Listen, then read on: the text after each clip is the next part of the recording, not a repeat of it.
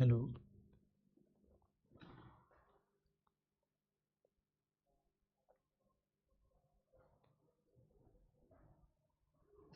नमस्कार दोस्तों, मैं जीसी पांडे और हम लोग इस समय क्वेश्चन प्रैक्टिस के साथ साथ कंटेंट पर भी चर्चा कर रहे हैं, जिसमें ये आज का जो कंटेंट है वो हम उद्देशिका पर देने जा रहे हैं।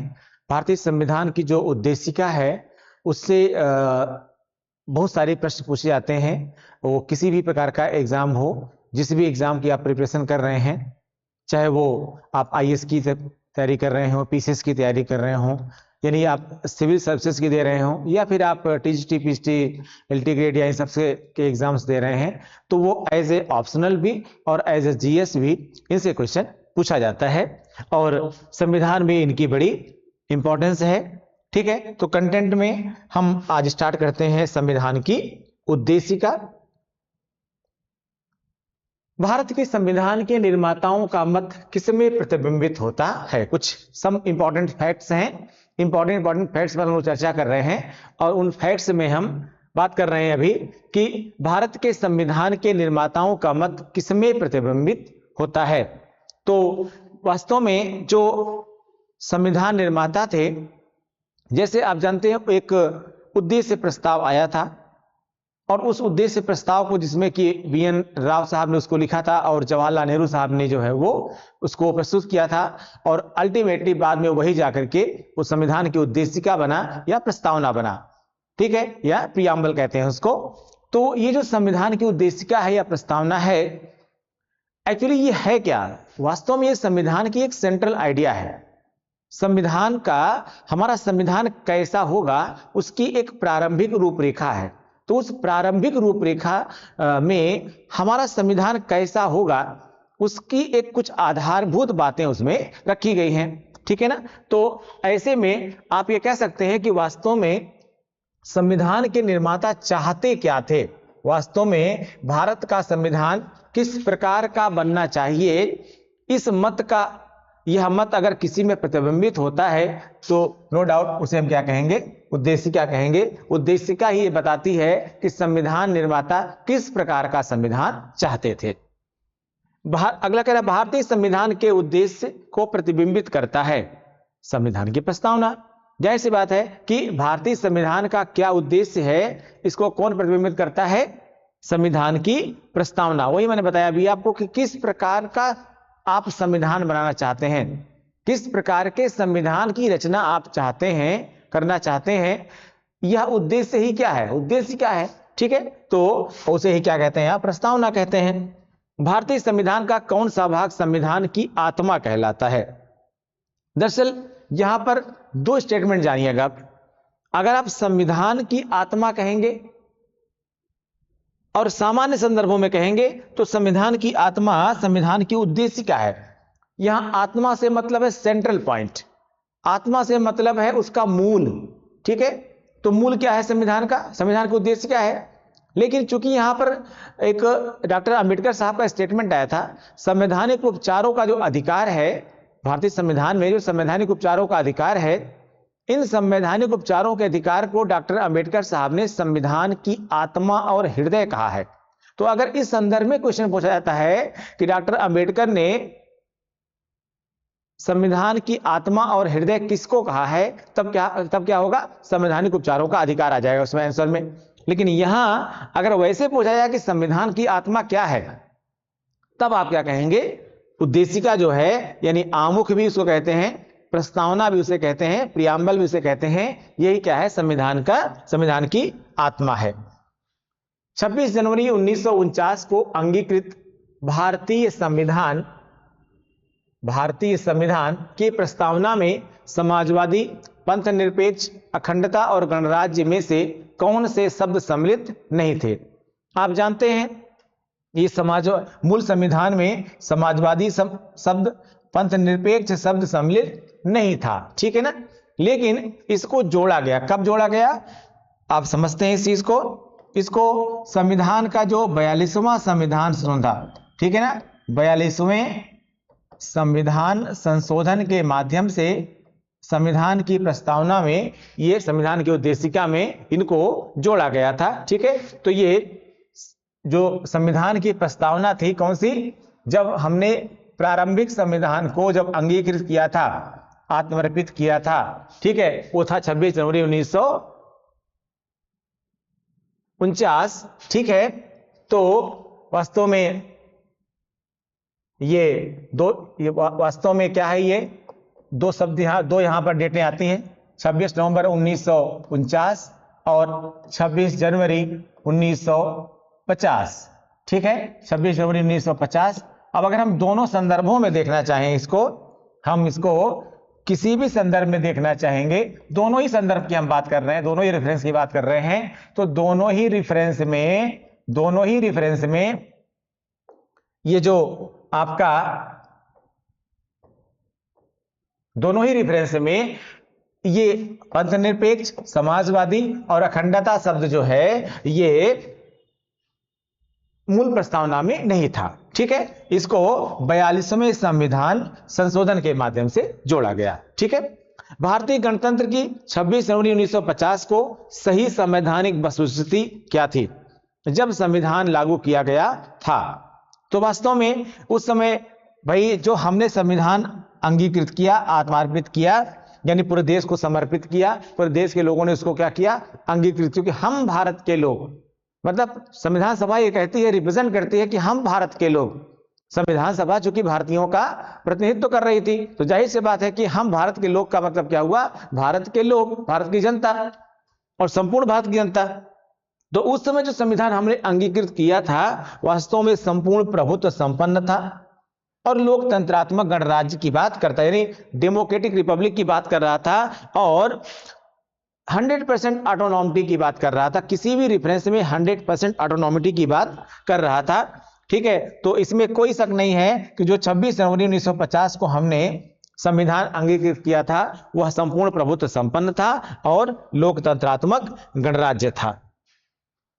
भारतीय संविधान की प्रस्तावना के सिलसिले में सही क्रम है, सही क्रम है, तो क्या है सही क्रम?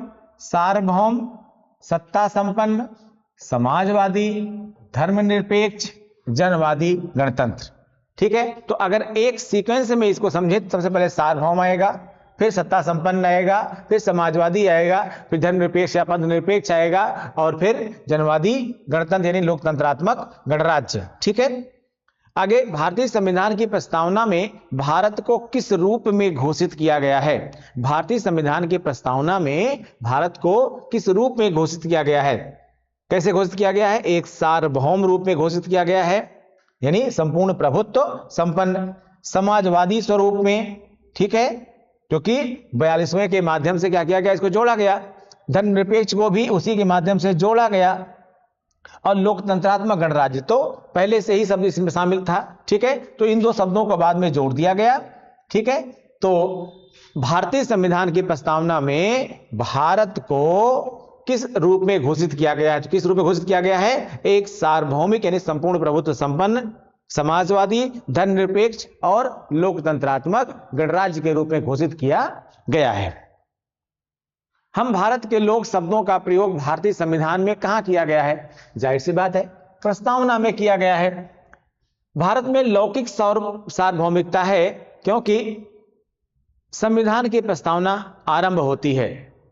यहां पर लौकिक सार्वभौमिकता का मतलब होता है सब कुछ दिखाई पड़ने वाली सार्वभौमिकता। ठीक है, सबके सम में है, तो वास्तव में किसमें दिखाई पड़ती है? हम भारत के लोग, क्योंकि यहां साफ साफ ये हम भारत के लोग शब्द जो है ये एक्सप्लेन करता है कि हम संविधान जो है वो सभी के लिए है, संविधान की जो बातें हैं वो सबके द्वारा हैं और अगर स्वीकार कर रहे हैं तो सब लोग स्वीकार कर रहे हैं, हम भारत के लोग। ठीक है, अगला कह रहा है कि सभी व्यक्ति पूर्णता और समान रूप से मानव हैं, यह सिद्धांत माना जाता है। सभी व्यक्ति पूर्णता और समान रूप से मानव हैं, यानी किसी भी जाति, धर्म, पंथ, क्षेत्र, ठीक है, लिंग या जन्म स्थान के आधार पर कोई भी भेद नहीं है। सबको, हम भारत के लोग में सभी मनुष्यों को सभी लोगों को एक मनुष्य के तौर पर स्वीकार किया जा रहा है। तो क्या हो जाएगा? सभी व्यक्ति पूर्णता और समान रूप से मानव हैं, यह सिद्धांत माना जाता है। क्या? सार्वभौमिकता का सिद्धांत। ठीक है, सार्वभौमिकता का सिद्धांत, अगर हम एक यूनिवर्सल थ्योरम इसकी हम बात करें तो ऐसे में आप हमें कह सकते हैं कि सार्वभौमिकता यह बताती है कि सभी मनुष्य एक समान हैं, किसी प्रकार से कोई भी भेद नहीं है और हम उनको मानव के परिप्रेक्ष्य में ही देखते हैं। तो यहां हम भारत के लोग में सार्वभौमिकता शब्द से जो आशय बनाया गया है वो इसी प्रकार से बनाया गया कि यह सबके लिए है और सार्वभौमिक है। ठीक है, कल्याणकारी राज्य का उद्देश्य है कमजोर वर्गों के कल्याण का प्रबंध करना। क्या है भाई, कल्याणकारी राज्य का मतलब ही होता है, जब हम एक वेलफेयर स्टेट की बात करते हैं, जब हम एक वेलफेयर स्टेट की बात करते हैं तो वेलफेयर स्टेट का मतलब ही होता है कि जो कमजोर वर्ग हैं, भाई कल्याण की आवश्यकता सबसे अधिक किसको पड़ती है? जिसको आवश्यकता है, और आवश्यकता किसको है? जो कमजोर है। तो कमजोर वर्गों का कल्याण करना ही कल्याणकारी राज्य का एक प्राथमिक उद्देश्य होना चाहिए और भारत को एक कल्याणकारी राज्य बनाने की संकल्पना उद्देशिका में ही की गई है। तो वास्तव में कमजोर वर्गों, इसीलिए हर सरकार क्या करती है, कमजोर वर्गों के कल्याण का प्रबंध करती है और यह किसी प्रकार से भी कमजोर वर्गों पर एहसान नहीं होता, बल्कि यह एक क्रियाकलाप का भाग है, सरकारी क्रियाकलाप का एक भाग है, क्योंकि उद्देशिका या संविधान इसके लिए प्रतिबद्ध, अपने आप को प्रतिबद्ध बनाता है। ठीक है, भारत को कौन धर्मनिरपेक्ष राज्य वर्णित करता है? भारत को कौन धर्मनिरपेक्ष राज्य वर्णित करता है? तो कौन वर्णित करता है? संविधान की प्रस्तावना वर्णित करती है। मैंने अभी बताया आपको कि मूल संविधान में धर्मनिरपेक्ष या पंथ निरपेक्ष शब्द नहीं था, बल्कि 42वें संविधान संशोधन के माध्यम से क्या किया गया, प्रस्तावना में इसको समाजवादी शब्द के साथ जोड़ा गया। समाजवादी शब्द के साथ क्या किया गया, इसको जोड़ा गया कुल मिलाकर के। लेकिन जब जोड़ा गया तो इसका भाग बन गया, यानी भारत वर्तमान संदर्भों में एक पंथ निरपेक्ष राज्य है, धर्मनिरपेक्ष राज्य है। कभी कभी पंथ निरपेक्षता और धर्मनिरपेक्षता में थोड़ी समस्या हो जाती है समझने में, ठीक है, लेकिन उसका मूल उद्देश्य यही है कि राज्य किसी भी धर्म को प्रश्रय नहीं देगा, लेकिन राज्य किसी भी धर्म से विभेद भी नहीं करेगा। यानी सभी धर्मों को स्वतंत्र रूप से आगे बढ़ने का अधिकार है, लेकिन राज्य इस संदर्भ में कोई भूमिका नहीं निभाएगा। यदि किसी धर्म से संदर्भ में समस्याएं आती हैं तो उसमें वो जो वैधानिक कार्यवाही होती है वो जरूर करेगा, लेकिन किसी धर्म को पोषित करने में या किसी धर्म को पीछे करने में इसकी कोई भूमिका नहीं होगी। ठीक है, तो ये किसमें कहा गया है? संविधान की प्रस्तावना में कहा गया है। भारत के संदर्भ में धर्मनिरपेक्षता शब्द का सही भाव व्यक्त करता है। ठीक है, भारत के संदर्भ में धर्मनिरपेक्षता शब्द का सही भाव व्यक्त करता है। क्या व्यक्त करता है? कि भारत में राज्य का कोई धर्म नहीं है। अभी हमने क्या बताया, आपको यही बताया कि राज्य किसी धर्म को पोषित नहीं करता, राज्य किसी धर्म का भी भेद नहीं करता। मतलब क्या है? राज्य का कोई धर्म नहीं है, राष्ट्र का कोई धर्म नहीं है। यहां ध्यान देने की बात है कि दो तरीके से चीजें होती हैं। देखिए, कोई भी व्यक्ति होता, कहीं की भी जनता होती है, किसी भी राष्ट्र की जनता होती है, जनता हमेशा धर्म सापेक्ष होती है। यानी जनता यानी मोस्ट लाइकली क्या होता है कि किसी भी राज्य के अधिकतर पीपल क्या होते हैं? धार्मिक होते हैं। तो व्यक्ति जो है क्या है? धार्मिक है, यानी जनता धार्मिक हो सकती है, लेकिन राष्ट्र का कोई धर्म नहीं है, राष्ट्र स्वयं धर्मनिरपेक्ष है। तो राष्ट्र स्वयं में धर्मनिरपेक्ष है, इसका मतलब यह बताता है कि ना काहू से दोस्ती ना काहू से बैर, यानी धार्मिक आधार पर वो क्या है? एक अपने आप को उदासीन बिंदु पर रखने का प्रयास करता है। ठीक है, तो उसका राष्ट्र धर्म क्या है? राष्ट्र धर्म उसका संविधान है। संविधान जैसा होगा वैसे, संविधान में जैसा कहा गया वैसा वो करेगा, लेकिन उसका स्वयं का और कोई धर्म नहीं होता है। पर इसका मतलब यह नहीं है कि व्यक्ति भी धर्मनिरपेक्ष हो जाए, नहीं, ऐसे जरूरी नहीं होता है, क्योंकि व्यक्ति धर्म सापेक्ष होते हैं। मोस्ट लाइकली धर्म क्या होते हैं? व्यक्ति क्या होते हैं? धर्म सापेक्ष होते हैं। हाँ, राष्ट्र स्वयं में धर्म निरपेक्ष हो सकता है, जैसा कि भारत के संदर्भ में प्रस्तावना आपकी कहती है। समाजवादी, पंथ निरपेक्ष, प्रभुत्व संपन्न और लोक कल्याण में से कौन सा शब्द भारत के संविधान की उद्देशिका में नहीं है? तो कौन सा नहीं है? लोक कल्याण शब्द। ये जो लोक कल्याण शब्द है ये संविधान की उद्देशिका में नहीं है। अगर आप उद्देशिका को देखेंगे तो हम भारत के लोग भारत को एक संपूर्ण प्रभुत्व संपन्न, ठीक है, समाजवादी पंथ निरपेक्ष फला फला बनाना चाहते हैं, लेकिन लोक कल्याण वाली बात कहीं पर नहीं है। हाँ, कल्याणकारी राज्य की संकल्पना की बात जरूर है, लेकिन लोक कल्याण, ठीक है, शब्द का इस्तेमाल संविधान की उद्देशिका में नहीं किया गया है। कौन से शब्द 42वें संवैधानिक संशोधन द्वारा प्रस्तावना में जोड़े गए हैं? तो आप जानते हैं समाजवादी शब्द जोड़ा गया, पंथ निरपेक्ष शब्द जोड़ा गया, ठीक है, एकता व अखंडता शब्द जोड़ा गया, ठीक है। भारत के संविधान की प्रस्तावना में कितने प्रकार के न्याय, स्वतंत्रता, समानता एवं भ्रातृत्व का उसी क्रम में उल्लेख किया गया है?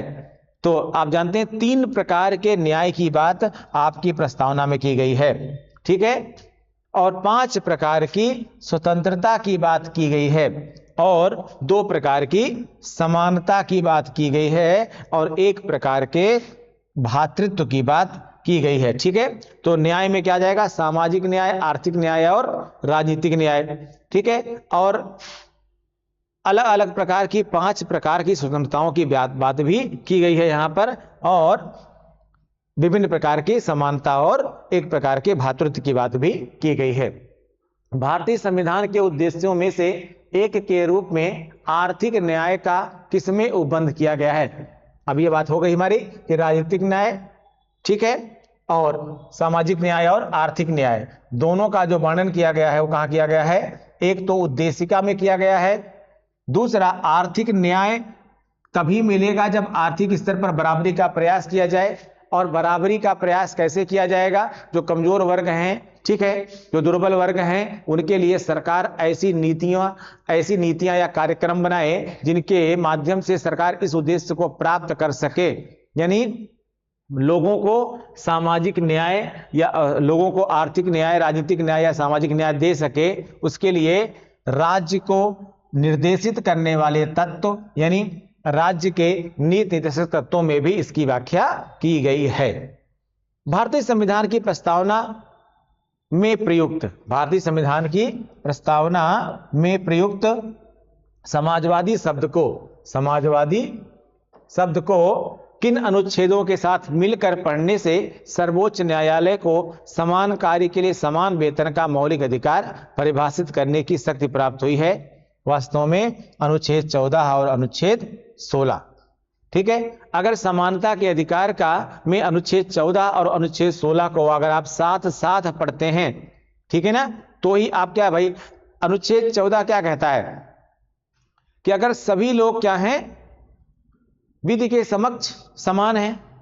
15 कहता किसी भी आधार पर उसे आप आपस में विभेद नहीं करते हैं, ठीक है। और 16 आपको कहता है भाई 16 इसी चीज को आगे प्रतिबिंबित करता है कि अगर सब कुछ समान है यहां पर, तो जाहिर सी बात है कि आप कार्य के आधार पर भी विभेद नहीं कर सकते हैं, ठीक है ना। तो इसीलिए जब आप समान कार्य के लिए समान वेतन के सिद्धांत की बात करते हैं तो वास्तव में अनुच्छेद 14, 16 और कह सकते हैं 15 को भी साथ में मिला के पढ़ना चाहिए, ठीक है। तभी आप इसकी व्याख्या कर सकते हैं किसके स्वरूप में? मौलिक अधिकारों के स्वरूप में, ठीक है।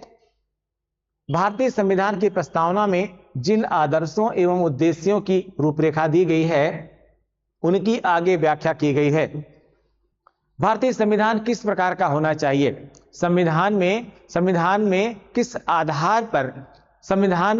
आधार पर काम करेगा, किस प्रकार का संविधान का स्वरूप होगा, इसका पूरी रूपरेखा कहां दी गई है?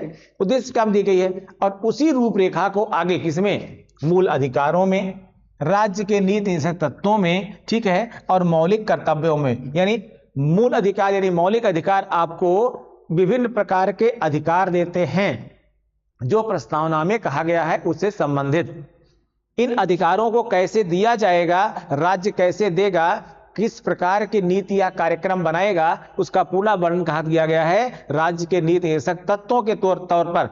लेकिन अधिकार और निदेशक तत्व यानी अधिकार आपको प्राप्त हो गए और सरकार को नीतियां या कार्यक्रम बनाने के लिए एक डायरेक्शन दे दी गई, तो ऐसे में आपका भी एक कर्तव्य बनता है। क्या बनता है? एक कर्तव्य बनता है कि आप जो है एक सभ्य नागरिक के तौर पर अपने कर्तव्यों का निर्वहन भी करें। केवल अधिकार प्राप्त कर देने से या सरकार के द्वारा नीति या कार्यक्रम बना देने से उद्देश्य पूरा नहीं होता है, जब तक कि किसी भी देश के नागरिक उस व्यवस्था में पार्टिसिपेट ना करे, उस व्यवस्था में भागीदार ना बने। तो वो तभी बन पाएंगे जब वो अपने कुछ मूल कर्तव्यों को निभाएंगे। ठीक है। विचार की स्वतंत्रता, आर्थिक स्वतंत्रता, अभिव्यक्ति की स्वतंत्रता और विश्वास की स्वतंत्रता में से कौन सा भारत के संविधान की उद्देशिका में सन्निविष्ट यानी शामिल नहीं है? तो आर्थिक स्वतंत्रता, ये जो आर्थिक स्वतंत्रता शब्द की बात करते हैं हम, ठीक है ना, ये वास्तव में संविधान में इसमें संविधान की उद्देशिका में शामिल नहीं किया गया है, बल्कि विचार की स्वतंत्रता की बात की गई है, अभिव्यक्ति की स्वतंत्रता की बात की गई है, एक ही बात है, और विश्वास की यानी पूजा की स्वतंत्रता की बात भी की गई है, लेकिन आर्थिक स्वतंत्रता संबंधी कोई बात नहीं की गई है। बंधुत्व, संप्रभु, समानता व अखंडता शब्दों में से कौन सा वर्ष 1975 में भारतीय संविधान की प्रस्तावना में सम्मिलित नहीं था? अभी ये 2-3 बार बातें आ गई हैं। ये अखंडता शब्द जो है इसमें सम्मिलित नहीं था। भारतीय संविधान के आमुख का लक्ष्य उसके सभी नागरिकों के लिए सुनिश्चित करना है। भारतीय संविधान के आमुख का लक्ष्य उसके सभी नागरिकों के लिए सुनिश्चित करना है सामाजिक तथा आर्थिक न्याय, विचार तथा अभिव्यक्ति की स्वतंत्रता, अवसर की समानता और व्यक्ति की प्रतिष्ठा। ठीक है, व्यक्ति की प्रतिष्ठा। वास्तव में उद्देशिका का लक्ष्य, उसके आमुख यानी उद्देशिका का जो लक्ष्य है वो यही था कि उसके नागरिकों को सामाजिक और आर्थिक न्याय मिले, राजनीतिक न्याय मिले, विचार और अभिव्यक्ति की स्वतंत्रता रहे। ठीक है, और इस प्रकार से अवसर की समानता भी रहे, और साथ में ये भी ध्यान रहे कि व्यक्ति की गरिमा का भी हनन नहीं होना चाहिए, क्योंकि हर व्यक्ति की अपनी एक गरिमा होती है, छोटा हो चाहे वो बड़ा हो। ठीक है, उसकी गरिमा या प्रतिष्ठा की स्वतंत्रता की भी रक्षा होनी चाहिए। भारतीय संविधान की उद्देशिका में संशोधन किया गया था। भारतीय संविधान की उद्देशिका में संशोधन किया गया था किसमें? 42वें संविधान संशोधन द्वारा क्या किया गया था? उद्देशिका में संशोधन किया गया था। ये हम आपको पहले ही बता चुके। संविधान की प्रस्तावना का विधिक स्वरूप क्या है?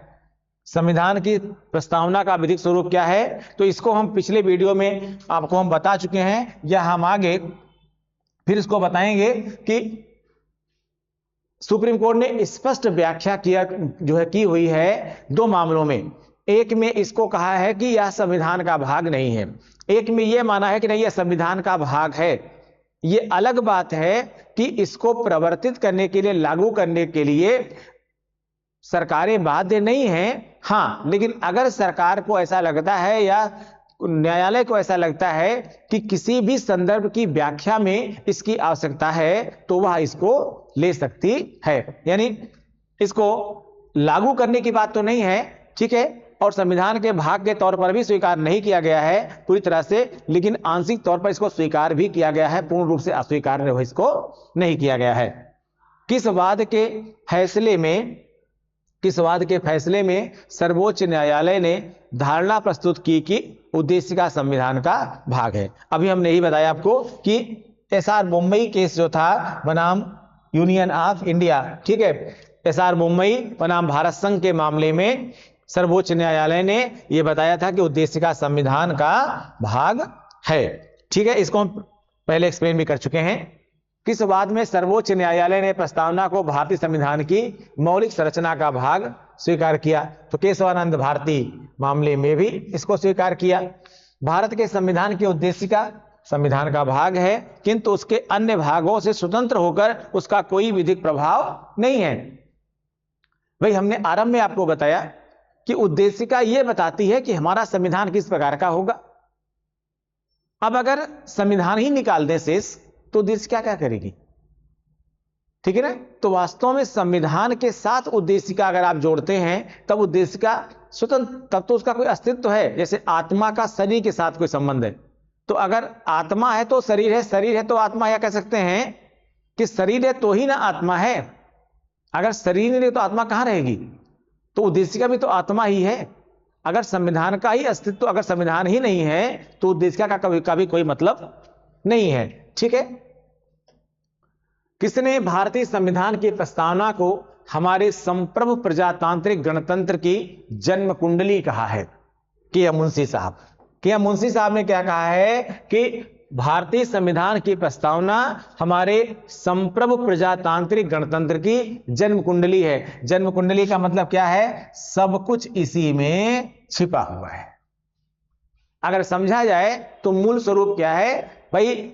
उद्देशिका के प्रावधानों की विभिन्न भागों में युक्त युक्त व्याख्या की गई है, लेकिन वास्तव में कुंडली कौन है, या आधार कौन है, या उसका जो मूल है वो कौन है? तो वो है प्रस्तावना। क्या है? प्रस्तावना।